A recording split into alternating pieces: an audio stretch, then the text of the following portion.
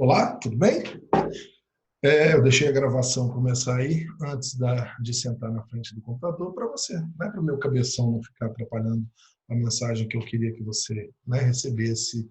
Então aí eu não sei o horário que você vai estar vendo, né, mas para mim que eu estou gravando à noite, né, então boa noite nesse momento a todos e que a gente tenha forças para a gente continuar, né, e passe por todo esse momento de dificuldade, de isolamento com a alma e com, né, o espírito elevado, com a autoestima lá em cima, com a vontade de que tudo se resolva o mais rápido possível, sempre acesa em nós, né? Dizem que uma batalha ela é perdida quando a gente deixa de acreditar nela. Então, isso é fundamental, né? E eu acredito muito que isso tudo vai ficar para trás e vai ficar como um aprendizado, como uma lição. E lá na frente a gente vai, né, tá sólidos como a rocha para a gente poder continuar. Beleza?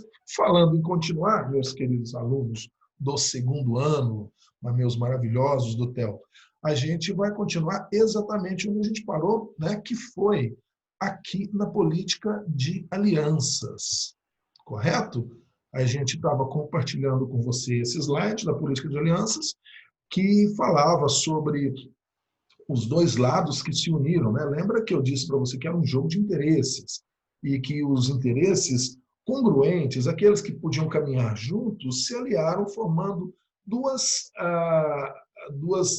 como posso dizer, dois grupos antagônicos. A Tríplice Entente e começou com dois. Começou com França e Inglaterra, chamada de Entente Cordiale, que seria mais ou menos um acordo de cavalheiros. Mais tarde, com a entrada da Rússia, virou Tríplice Entente. Então, França, Inglaterra e Rússia vão formar a Tríplice Entente. Do outro lado, também porque os interesses até aparentemente conflitantes, como a Itália e a Alemanha, por exemplo, que desejavam novas colônias, né? Demoraram muito a lançar-se aí na unificação e tudo mais, ficaram para trás na corrida, principalmente por domínio dos territórios, mas agora, no século XX, já estavam com a sua indústria mais avançada, principalmente a Alemanha, como eu falei na aula passada, né?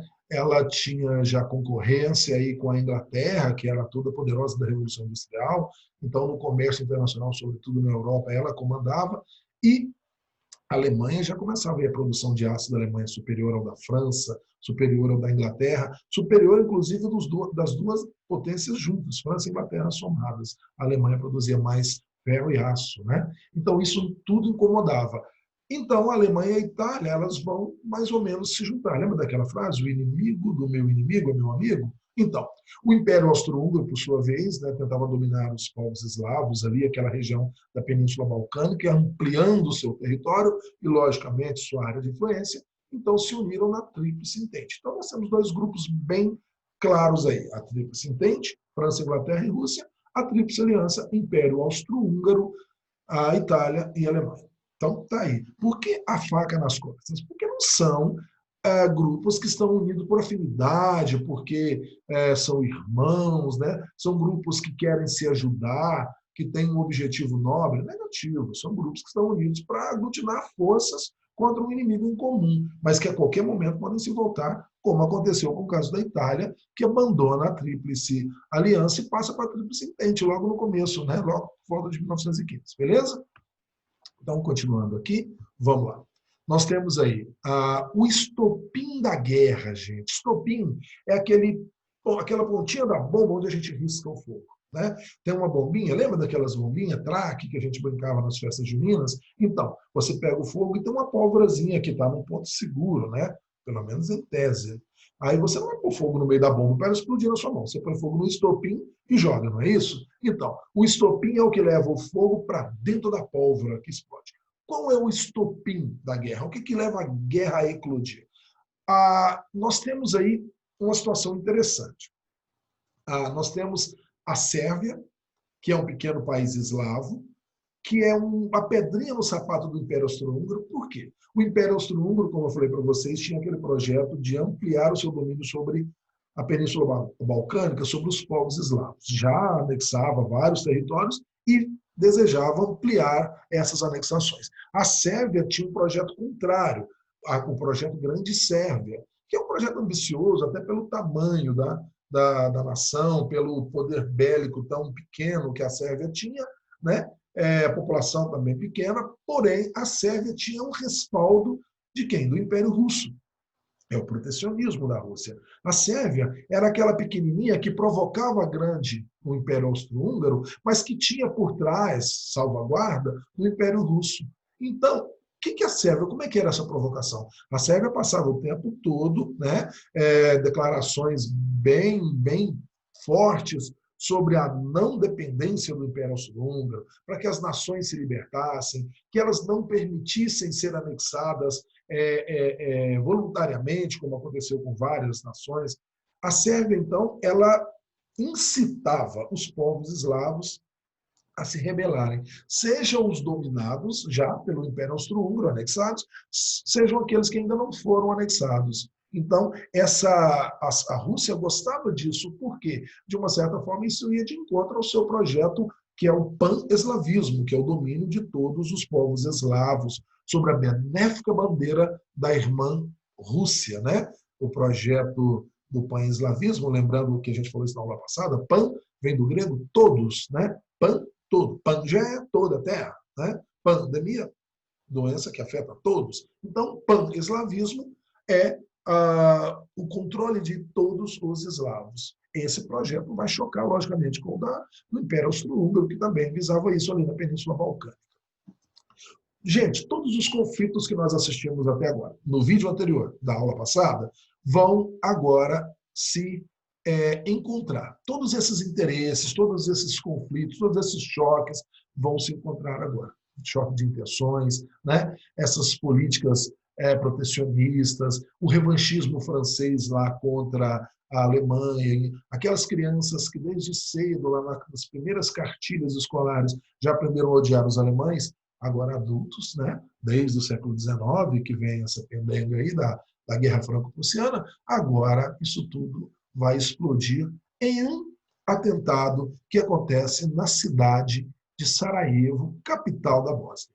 Olha o que acontece. Esse aí é o arquiduque do Império Austro-Húngaro, o Francisco Ferdinando, Franz Ferdinand, né? Esse até tem uma banda, acho que na Inglaterra com esse nome, banda de rock, Franz Ferdinand, porque o Franz Ferdinand vai ser a sua pivô, né, para o início da Primeira Guerra. Ele está do lado da sua esposa, Sofia, né? E eles vão fazer uma viagem visitando a recém-anexada Bósnia. O território, né, eslavo ali, a nação eslava havia se anexado. Parte da população, a maior parte da população, saudava a chegada do arquiduque da Áustria porque via isso com bons olhos. Acreditava que a pequena nação eslava, a Bósnia, estaria se anexando ao grande Império Austro-Húngaro, parecia ser algo grandioso. Os nacionalistas da região viam isso como uma submissão, né? Mais ou menos o que aconteceu com a Áustria lá anteriormente à Segunda Guerra Mundial, quando Hitler quer anexar a Áustria, o líder austríaco fala que não, o Hitler vai invadir a Áustria com o apoio de mais de 80% da população austríaca, que via na unificação com o poderoso Terceiro Reich de Adolf Hitler uma grandeza, né, uma anexação grandiosa, um crescimento vertiginoso para a Áustria, né, coisa que se mostrou depois um absurdo, um erro, porque, na verdade, o que a Alemanha queria na Segunda Guerra Mundial era anexar territórios para fomentar o seu processo expansionista, né, o seu terceiro império, terceiro Reich. Aqui está acontecendo a mesma coisa em 1914. O arquiduque está indo visitar a cidade de Sarajevo, né, escreve Sarajevo, o J pronuncia Sarajevo, capital da Bósnia. A Sofia, né, a dama, né, a esposa do arquiduque, vão então desfilar em carro aberto, contrariando os seguranças, né? Toda a equipe de segurança havia aconselhado o arquiduque a não fazer isso por causa das ameaças do governo sérvio. A Sérvia era totalmente contrária a essa anexação, até porque a Sérvia tinha um projeto muito claro de anexar a Bósnia de forma amigável, fazer um pacto com a Bósnia para que a Bósnia, um país eslavo, se unisse à Sérvia, também país eslavo, e tivesse aí até, né, com isso, unificação de território, realizaria um antigo sonho da Sérvia, que era uma saída para o mar, e aí, né, quando o Império Austro-Húngaro dá esse passo de anexação da Bósnia, água no chope do projeto Grande Sérvia. E o governo fez ameaças que não aceitaria e tal, né? Respaldado pela poderosa Rússia. E o arquiduque, para demonstrar que não temia, vai fazer o quê? Vai desfilar pelas ruas de Sarajevo, em um carro aberto. Isso lembra muito John Fitzgerald Kennedy, né, em Dallas, que foi amplamente avisado. Lá é um território hostil, as pessoas de lá não gostam de você, mas o Kennedy, né, como todos os Kennedys, queriam mostrar, né, o Fitzgerald Kennedy queria mostrar que não temia, e era uma forma de mostrar para os seus inimigos que ele não tinha medo, que ele não acreditava na possibilidade deles atentarem a vida contra a vida do presidente, né? E é o que aconteceu, todo mundo sabe, a morte de John Kennedy. Bom, aqui nós temos uma cena, né, ocorrendo bem antes disso, em 1914, e o que vai dar? Vai dar nisso aqui. Um grupo terrorista para muitos, nacionalista para outros, isso é sempre uma questão do lado que você está. Se você está do lado do atentado, se você é favorável ao atentado, você diz que ele é um herói nacional, que ele está lutando pelos interesses da nação. Se você é do lado agredido, você diz que ele é um terrorista. Você acha mesmo que o Osama Bin Laden, por exemplo, chamado de terrorista no Ocidente, você acha mesmo que lá no Oriente, nos países árabes, ele é visto totalmente por todos da população como um terrorista? Porque, para muitos lá, os Estados Unidos é considerado um grande agressor dos povos, né, do Oriente. Em alguns lugares, ele é chamado, inclusive, os Estados Unidos é chamado de um grande Satã. Então, para muitos, né, se você puder olhar aí, por exemplo, nas imagens da TV Al Jazeera, no 11 de setembro, houve comemorações como uma final de Copa do Mundo, quando as Torres Gêmeas caíram, porque para muita gente aquilo, a atitude do grupo Al-Qaeda, né, a base de Osama Bin Laden, foi um ato nacionalista. Para muitos, a maioria no Ocidente, viu como um ato terrorista. Então, é a mesma coisa que acontece aqui. Esse cara que está atirando aqui, ó, é um sérvio, um jovem chamado Gavrilo Princip. Ele é um dos líderes do grupo nacionalista barra terrorista Mão Negra. E o arquiduque, que não foi alvejado na ida, quando passou no percurso, vai ser morto na volta. No começo, houve uma série de tentativas, né? O grupo se posicionou em 3 lugares diferentes, colocando homens armados, homens com granada na mão, mas não conseguiram. O máximo foi uma granada que foi atirada e explodiu próximo ao carro, e o arquiduque chegou, então, ao seu destino. Quando ele volta, ele faz um caminho alternativo e passa na frente do Gavrilo Príncipe e é alvejado. Um tiro no arquiduque e outro também na Sofia. Tem relatos, né, da época de pessoas que presenciaram, e isso foi passando com o tempo, que as últimas palavras de Francisco Ferdinando foi para sua esposa Sofia, né, que parece que tinha desfalecido primeiro, que ele falou para ela: Sofia, viva pelos nossos filhos, porque ele já sabia que a vida se esvaía naquele momento. O resultado disso foi catastrófico. A pequenina Sérvia, que nem fazia parte da Tríplice Entente nem da Tríplice Aliança, e as duas, tanto a Tríplice Entente quanto a Tríplice Aliança, faziam ameaças constantes, né?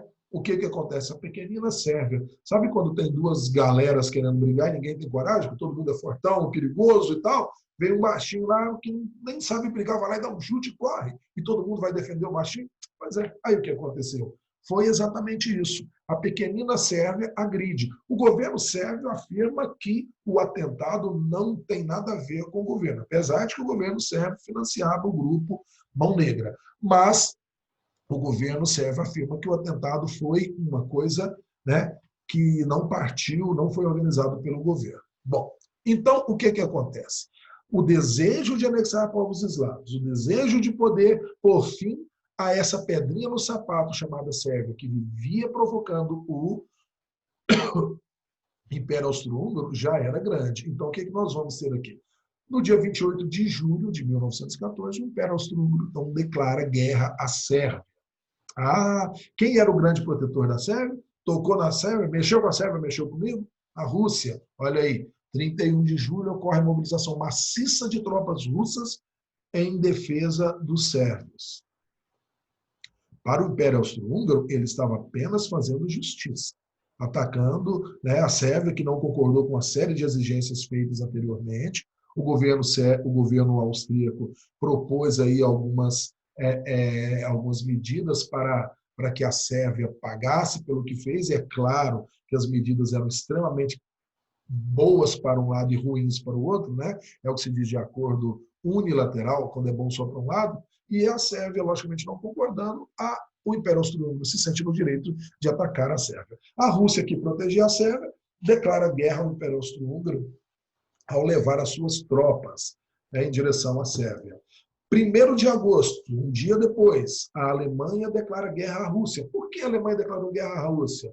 A Rússia vai defender a Sérvia contra o Império Austro-Húngaro.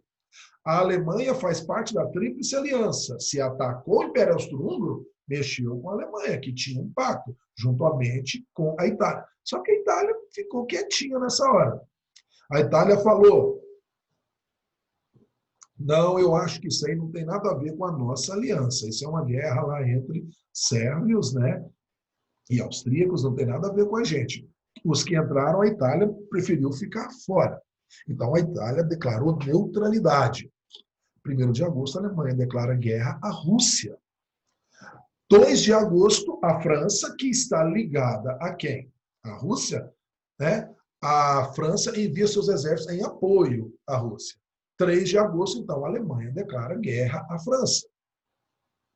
Aí está a Tríplice Aliança e a Tríplice Entente mutuamente se, né, degladiando. Dia 4 de agosto, a Inglaterra, que estava fora do conflito, declara guerra à Alemanha, logicamente dando suporte à Tríplice Entente, França e Rússia.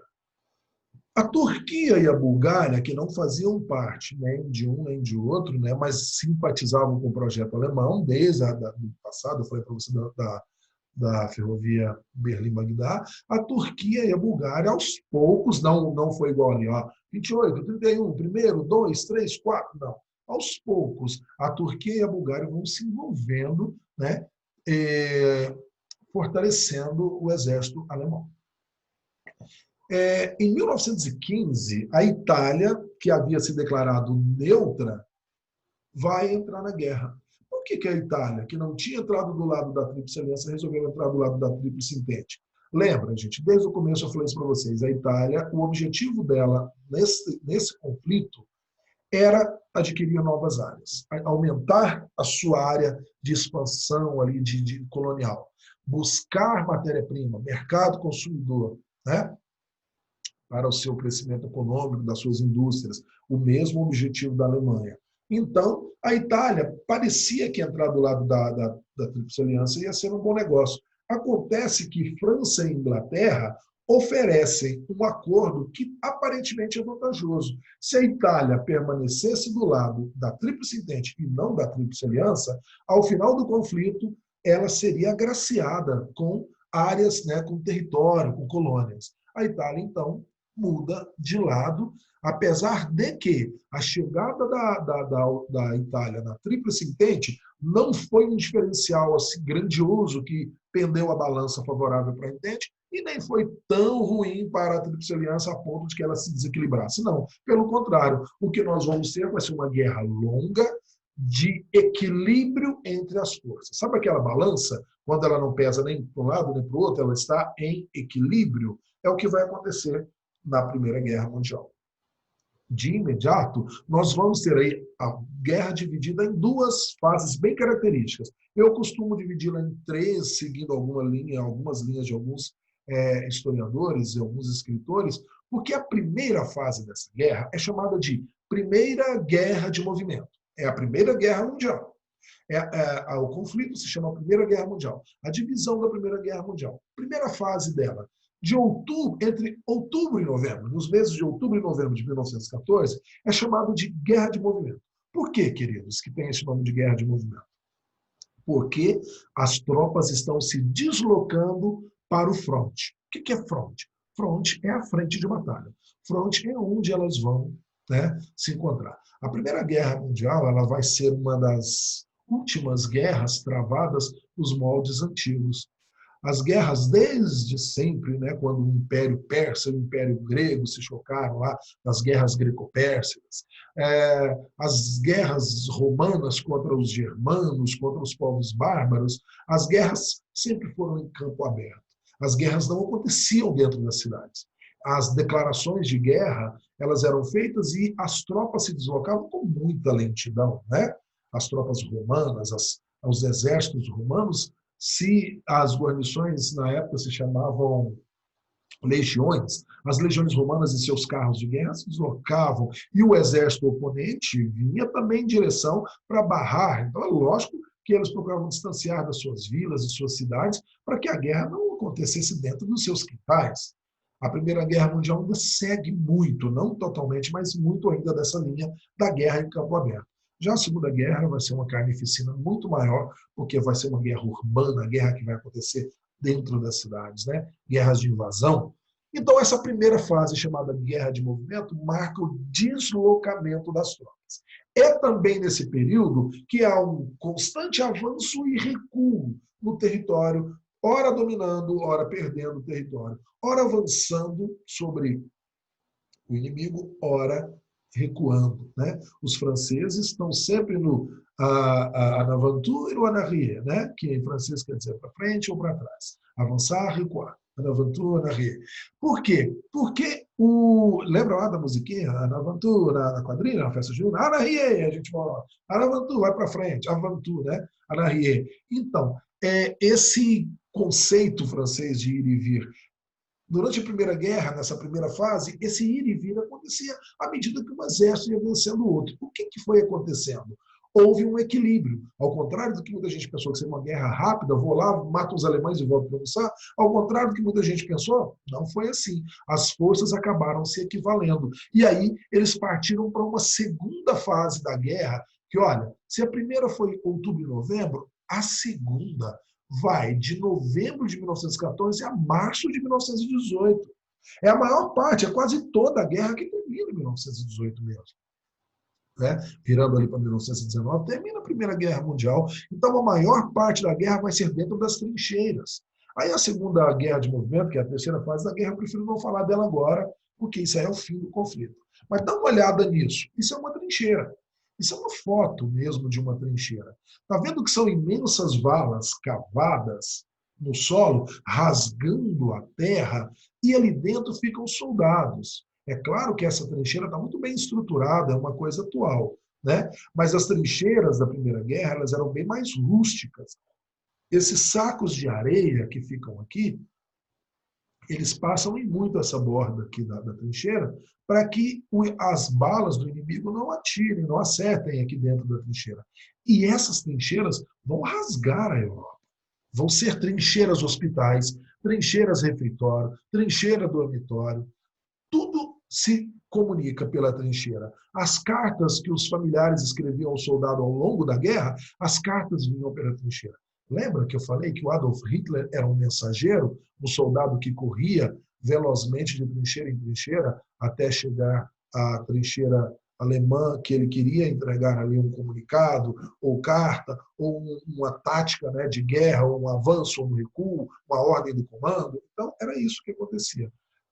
Essa foto aí é da época, tá vendo as pessoas se deslocando? Essa trincheira aí, como você pode ver, não é uma trincheira de combate, tá vendo? Ela não tem aqui, ó, ela não tem os sacos de areia aqui protegendo de tiros, ela é o quê? Ela é uma trincheira para deslocamento entre uma área e outra, tá vendo?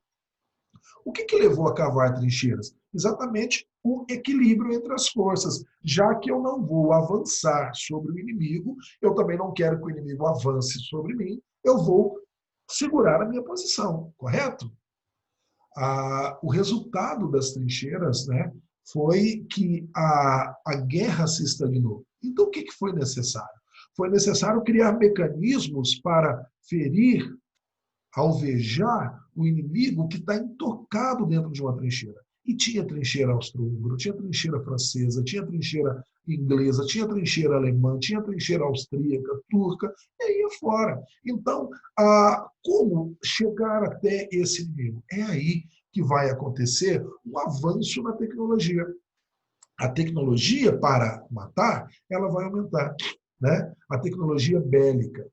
Tem uma música, eu até coloquei um trechinho dela aqui, do Renato Russo, da banda Legião Urbana, que eu sou fã de carteirinha e vou sempre citar, porque para mim foi uma banda que marcou a época, não só pela musicalidade, mas pela capacidade de transmitir mensagens fantásticas, como é preciso amar as pessoas como se não houvesse amanhã, né? Então, olha só, o Renato Russo, nessa música, ele fala: uma guerra sempre aumenta a tecnologia, mesmo sendo guerra santa, quente, morna ou fria. Ele está fazendo aí um trocadilho, né? Porque a Guerra Santa, as cruzadas, a jihad árabe, Guerra Santa, pode ser guerra quente de combate, morna, né? Ou fria. Esse quente e morna é só para fazer um paralelo com a Guerra Fria, que acontece depois da Segunda Guerra Mundial, não é? Logo que as primeiras bombas explodem em Hiroshima e Nagasaki, a gente já entende como um recadinho dos Estados Unidos para a União Soviética,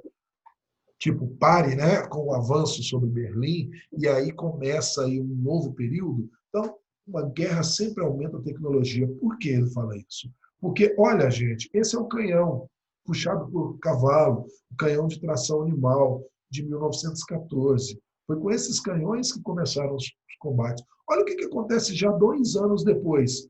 O Mark I. O Mark I é o primeiro tanque, o primeiro blindado. Ele é chamado de Mark I, né? Mas ele é uma evolução de um outro carro de guerra, né? Que era chamado de Little, esqueci o que, esse era o Big, me esqueci o nome agora. Tá vendo? Ele é o primeiro da linha dos chamados blindados. Nós, civis, temos o hábito de chamar de tanque de guerra. Quando eu servi o Exército lá em Brasília, nos Dragões da Independência, se a gente falasse tanque de guerra, o tenente punha a gente para lavar roupa, porque tanque para ele era de lavar roupa, tinha que falar blindados, né? Apesar de que o meu grupamento militar não era de tanques, né? Nós éramos da cavalaria, que veio do Rio de Janeiro, quando houve a transferência da capital, e aí se instalou lá no Planalto Central, e eu servi lá, né, quando chegou a minha hora. Muito orgulho de ter servido os Dragões da Independência. Bom, esse é o avanço da letalidade da guerra. Junto com a guerra, né, a dificuldade de acertar o inimigo dentro da trincheira, desenvolveram-se, né, todos os dois lados, tanto alemães como franceses, desenvolveram armas químicas. Gente, arma química é terrível, né? Ainda é muito utilizado aí nessas guerras. Eu não gosto do termo guerra ilegal, né? Porque para mim toda guerra é ilegal, mas é que existem as guerras travadas contra a pessoas, como grupos étnicos, como acontece muito no Iraque, né? Perseguição aos curdos, por exemplo. Essas guerras, o próprio Saddam Hussein, que foi presidente do Iraque, foi acusado de ter usado armas químicas contra a população curda, matando milhares de pessoas. A Primeira Guerra inaugurou essa atrocidade que foi o uso de gases venenosos contra a população, né? Aí eu até fiz uma brincadeirinha, né? Não sei se a gente tem clima para brincar quando fala de morte, mas é mais até para ressaltar, né, essa idiotice que nós temos de chamar o animal, o burro, que é um dos animais mais inteligentes que eu conheço, chamar de burro no sentido de que ele é desinteligente. Então, toda pessoa que comete qualquer sandice, toda asneira, a gente fala seu burro, né? Está aí o animal sendo conduzido pelos inteligentes superiores a uma mortandade sem precedente, né? Até os animais tinham que usar. Tem imagens da Primeira Guerra que você vai ver o exército chegando nas cidades distribuindo máscaras para as crianças. Não é que a guerra iria acontecer na cidade, mas o vento levaria esses gases até elas. Beleza? Outra arma inventada, desenvolvida durante a Primeira Guerra Mundial foi o lança-chamas. O lança-chamas com altíssimo poder de destruição. Jogava-se, olha aqui o gás, o cilindro no soldado. Esse é um cilindro portátil, tinha cilindros maiores, que jogavam as labaredas a uma grande distância. Essas armas foram criadas exatamente para que houvesse um desequilíbrio nessa guerra travada, chamada Guerra de Trincheiras. Nós tivemos também o uso do avião. O avião, na Primeira Guerra Mundial, ao contrário do que muita gente pensa, o avião foi uma arma poderosíssima para destruir exércitos. Sim, ele foi utilizado, mas inicialmente, por volta de 1914, 1915, já no início da guerra, o avião ele foi tido por causa da pouca evolução, né? Ele ainda era muito, muito, muito rústico, os motores ainda eram muito frágeis, bem diferente lá dos Stuka usados pela Alemanha na Segunda Guerra Mundial. Os aviões eles eram aviões de poder de voo curto, tanques pequenos, então voavam e voltavam muito rápido para reabastecer. Eram aviões que tinham pouca potência, então não podiam levar cargas muito pesadas, como bombas e tudo mais. Então, o que, que acontecia? O avião ele foi muito utilizado e ele valeu muito. A Alemanha, a França se livrou de uma mortandade de quase 100 mil soldados na Batalha do Mar? Me deu um branco aqui agora. Mas do Somme, Batalha do Somme. Por causa do avião. Porque o avião foi utilizado como um veículo de reconhecimento. Ele sobrevoava a uma altura segura as posições inimigas. Então, dali ele podia perceber, por exemplo, um avanço de tropas pelas trincheiras, ou o apoio vindo do país que tinha homens no fronte, está mandando mais soldados. O avião podia ver isso, né? As fotografias aéreas começaram a ser utilizadas, marcando posições, mostrando, desnudando os segredos do inimigo. Esse foi o grande uso do avião inicialmente. Mas se desenhava ali um cenário que iria se descortinar na Segunda Guerra Mundial, como a Batalha da Inglaterra, onde a Luftwaffe, a Força Aérea Alemã, enfrentou a Royal Air Force inglesa, né? E os ingleses acabam vencendo a poderosa esquadra alemã, né? A Força Aérea Alemã, que era tida como imbatível, foi derrotada pela geração dos garotos mimados, como se diz, isso na Segunda Guerra. Mais tarde, Churchill vai dizer que os pilotos ingleses ganharam a guerra para eles, né? Churchill vai dizer, nunca na história do conflito humano, tantos deveram tanto a tão poucos, se referindo aos pilotos ingleses, da Segunda Guerra. Porque a Primeira Guerra Mundial foi isso aqui, ó. As pessoas começaram, né, a prever que num futuro muito próximo o avião teria mais utilidade. Olha o que disse Giulio Doré. Ele diz, o céu está prestes a se tornar um novo campo de batalha, tão importante quanto a terra e o mar. Para conquistar o ar, é necessário privar o inimigo de todos os possíveis meios de voo, atingindo do ar as suas bases operacionais e centros produtivos. Nós devemos nos acostumar com essa ideia e estar preparados. E isso é um visionário em 1909, hein, gente? Falando do futuro das guerras, mesmo antes do uso do avião na guerra. Em 1911, 2 anos depois, o capitão Bertrand Dixon, o primeiro militar britânico a voar, profetizou corretamente o uso militar da aviação. Ele afirmou que os primeiros aviões iriam ser usados para reconhecimento, mas ele iria forçar cada lado a tentar impedir ou prevenir o inimigo de obter informações, o que eventualmente vai levar a uma batalha para o controle do ar. Esta foi exatamente a sequência de eventos que ocorreu poucos anos depois. O avião foi se modificando. A metralhadora que ficava no peito do avião nas guerras, aquela metralhadora, quando ela foi acoplada aos aviões, ela atirava, né, do peito da barriga do avião, ela atirava, você pode ver essas imagens mais antigas, de repente ela vai para o nariz do avião, vai para o bico do avião, e os projéteis, as balas, passam entre a hélice. Você fica pensando, como que a bala passa entre a hélice e não explode a hélice? Havia um mecanismo de disparo sincronizado com as pás da hélice. À medida que você apertava um botão ou um gatilho e a bala ou o projétil passava, ele passava em sincronia com o movimento das pás da hélice. Olha que coisa fantástica. E com o avião, com a metralhadora no bico, né, vamos chamar no nariz do avião, o piloto já tinha uma visão melhor de manobra para acertar o inimigo. Não é, né? Isso levou o quê? Levou a um massacre gigante da Segunda Guerra Mundial, né? O número de mortos dentro das cidades, no campo, foi terrível. O avião foi muito utilizado, né?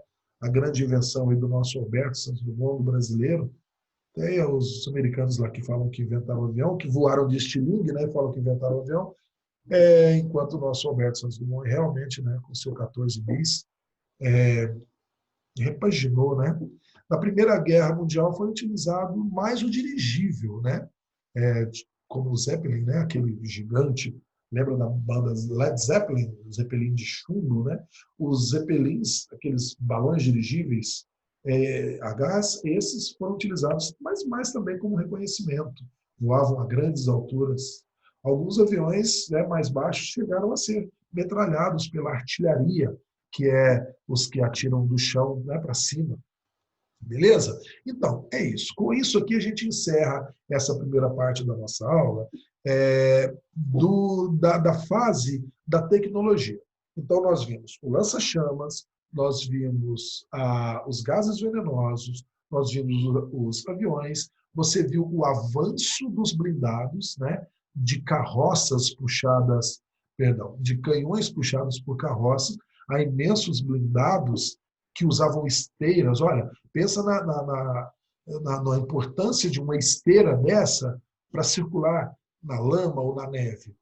Se você parar para pensar no rigoroso inverno europeu, quantos invernos, verões, primaveras, outonos se passaram de 1914 a 1918, né? Quase o finalzinho de 1918. Então, tudo isso vai levando, né, a tecnologia a ser fundamental para que a guerra termine. A vitória da Tríplice Entente e sobre a Tríplice Aliança, que nessa altura já não é mais uma tríplice, né? Já é uma aliança entre Império Austro-Húngaro e Alemanha. Eu já afirmei para você, né, que Bulgária, o Império Turco-Otomano, já está se desmembrando aos poucos, desde 1910, 11, 12, os processos de independência ali do Império Turco-Otomano, já não há mais aquele vigor militar, bélico, mas ele está ali participando do projeto alemão e quando terminar a Primeira Guerra Mundial, e é um spoilerzinho que eu vou dar, porque isso é coisa da nossa próxima aula, mas esses impérios vão deixar de existir, né? A Primeira Guerra Mundial ela marca o fim da era dos impérios, porque o Império Turco-Otomano desaparece, o Império Russo desaparece, o Império Turco-Otomano, né, Austro-Húngaro, Turco-Otomano, Russo, tudo vai terminando. A Revolução Russa vai mudar a realidade também da Rússia. A gente vai ver isso na nossa próxima aula, né, quando a gente entra em 1917, aqui em 1916, olha o tanque. 1917, o que vai estar acontecendo na Rússia? Uma guerra interna contra o regime czarista, onde a Rússia passa por uma das monarquias mais atrasadas da Europa, enquanto França e Inglaterra já viviam lá na industrialização, a Rússia atrasada nas manufaturas, foi para a Primeira Guerra com um armamento obsoleto, precisou, inclusive, até que um guru, né, levasse uma mensagem de que o czar deveria liderar as tropas, e acreditando nisso, o próprio czar vai para a Primeira Guerra Mundial liderar as tropas. Enquanto isso, o mundo cai sobre a cabeça do exército russo com a Revolução Russa. Desde 1905, que a situação do czar lá piora, com o chamado Domingo Sangrento, a gente viu isso lá na Revolução Russa, né, que você já estudou no 9º ano, a Revolução Russa, que derruba o regime czarista, a coisa começa a pipocar lá no Domingo Sangrento, né, de 1905, quando abrem fogo contra a população indefesa, e aí, em 1905 até 1912, o chamado ensaio revolucionário, que o Lenin vai chamar assim. Em 1917, realmente vai haver uma revolução, e essa revolução, primeiro, vai derrubar o regime czarista e implantar um governo provisório na Rússia, de Alexander Kerensky, um advogado burguês. Este não vai trazer aquilo que a Rússia desejava, que era a saída da Primeira Guerra, e aí eles vão fazer uma segunda revolução, liderada por Lenin, Trotsky, Martov, e vão implantar o socialismo na Rússia, que é a chamada Revolução Russa de 1917. São duas revoluções. A primeira derruba o czar e a segunda derruba o governo provisório instalado lá depois da queda do czar. Mas isso tudo a gente vai ver na próxima aula e vai ver também de que forma a saída da Rússia, que tinha implantado um novo regime socialista, que não tinha interesse agora no avanço capitalista do domínio do Império Russo, né? Agora era uma outra visão, era uma outra forma de economia, eram outras prioridades. A Rússia estava destroçada economicamente. Aí o governo socialista agora vem com um outro projeto, primeiro pacificar internamente o país, que vai passar por uma guerra civil, o Exército Vermelho contra o Exército Branco. Tudo isso você vai perceber a partir da próxima aula e vai ver que a saída da Rússia dá uma guinada na guerra. Os Estados Unidos, que estava fora, vai ter uma necessidade, e a gente vai estudar na próxima aula por que da necessidade dos Estados Unidos entrar na Primeira Guerra Mundial. Uma guerra que está acontecendo em outro continente, porque tropas americanas se deslocam, né, e vão lutar na Europa. Por quê? Alguma coisa tem a ver aí para que até a população americana queira a guerra. Pearl Harbor, que todos vocês conhecem a história, Pearl Harbor é só o estopim da entrada dos Estados Unidos. Antes disso, já havia uma vontade dos belicistas de entrar na guerra, mas isso a gente vai ver no nosso próximo encontro. Ok? Um abraço a vocês, então, e até a nossa próxima aula.